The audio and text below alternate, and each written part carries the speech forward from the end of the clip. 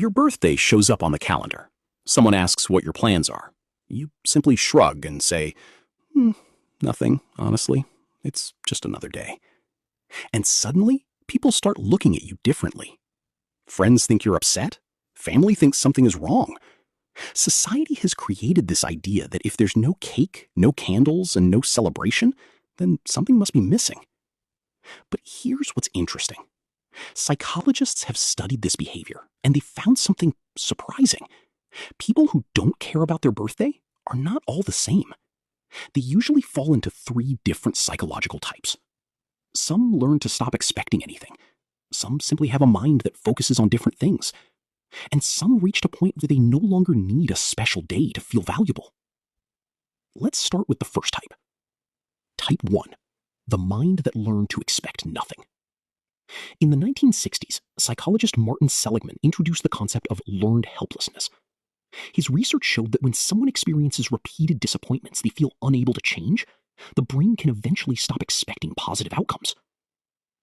Not because the person is weak, but because the brain is trying to protect itself. Birthdays can become a yearly test of expectations. As children, many of us expect to be remembered. We expect to feel special.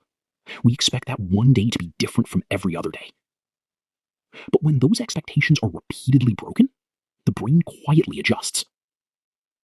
Neuroscientist Wolfram Schultz's research on dopamine showed that the brain doesn't only respond to rewards. It responds to the difference between what we expect and what actually happens. When reality is better than expected, the brain responds positively. But when expectations are high and reality falls short, the disappointment feels much stronger. So over time, some people learn a simple strategy. Expect less, feel less pain. For these people, saying it's just another day isn't always indifference. Sometimes it's emotional armor. But not everyone who ignores their birthday is protecting themselves. There is another type of person who simply doesn't give it much importance. Not because they are sad, not because they dislike themselves. Their mind is just focused somewhere else. This often happens with people deeply involved in their work, goals, ideas, or personal projects. When your attention is constantly occupied, dates can start losing importance. Days blend together. Weeks pass quickly. The calendar becomes background noise.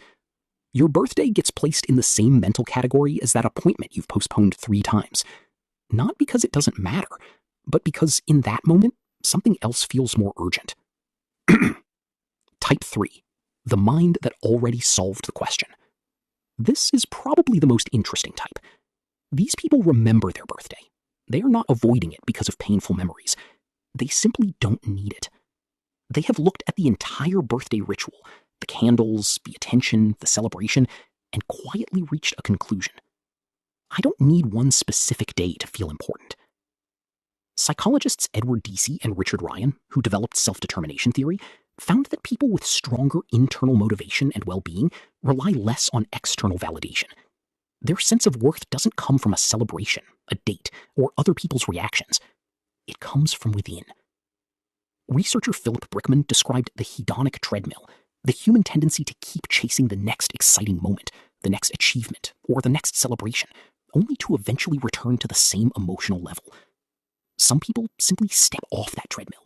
They don't wait for one special day every year to feel happy. A random Tuesday is enough. But there is an important difference. Not needing a birthday celebration and secretly wishing for one but avoiding it because you're afraid of disappointment are completely different things. Imagine being 8 years old. You spend weeks waiting for your birthday. You imagine the gifts, the people, the excitement. But when the day arrives, it feels smaller than you expected. Someone forgets. Someone important doesn't show up. Nobody seems as excited as you are. You don't complain. You don't make a scene. You just quietly lower your expectations. And maybe the next year, you lower them a little more.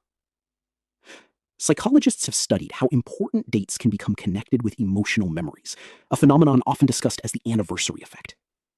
The brain doesn't just remember the date, it remembers the feeling attached to it. That 8-year-old version of you can still influence how you see that day today.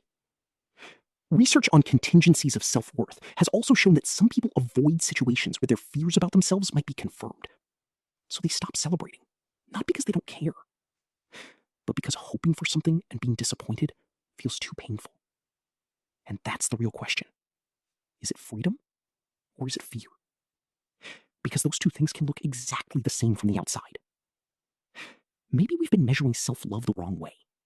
We assume caring about yourself means throwing a party, taking pictures, and making a big moment out of one day. But sometimes self-love looks much quieter. Sometimes it's sitting alone on your birthday and feeling completely peaceful because you already know your worth doesn't depend on a date on the calendar. So if your birthday comes and you treat it like any other day, ask yourself honestly, is it because you don't need the celebration? Or because you stopped allowing yourself to want it?